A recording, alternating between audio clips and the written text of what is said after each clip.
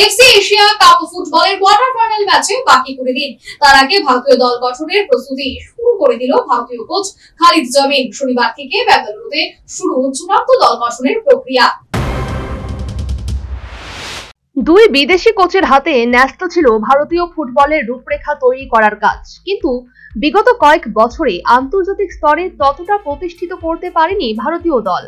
একসময়ে FIFA ranking এ ভারতীয় দল যেখানে ছিল ৯৮তম স্থানে, বর্তমানে ভারত এসে ঠেকেছে ১৩৪ নম্বরে। এই পরিস্থিতিতে ভারতীয় ফুটবল সংস্থা বিদেশি কোচের পরিবর্তে স্বদেশি কোচের উপর ভরসা রাখলো। নতুন কোচ খালিদ জামিলের হাতে তুলে দিল আগামী ২ বছরের জন্য ভারতীয় ফুটবলের দায়িত্ব। গত মাসেই দায়িত্ব নেবার পর খালিদের নেতৃত্বে কাফা নেশনস ফুটবল কাপে ব্রোঞ্জ পদক জয় করেছে ভারতীয় দল। এরপর গোটা দলে এসেছে আত্মবিশ্বাস।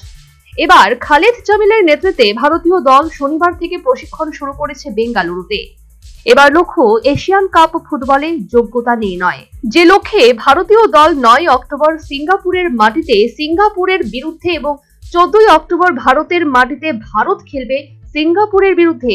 চূড়ান্ত দল গঠনের জন্য বর্তমানে শিবিরে ডাকা হয়েছে ৩০ জন ফুটবলারকে। শিবিরে রয়েছেন ভারতীয় প্রাক্তন অধিনায়ক সুনীল ছেত্রী সহ অনূর্ধ্ব-২৩ দুইজন ফুটবলার।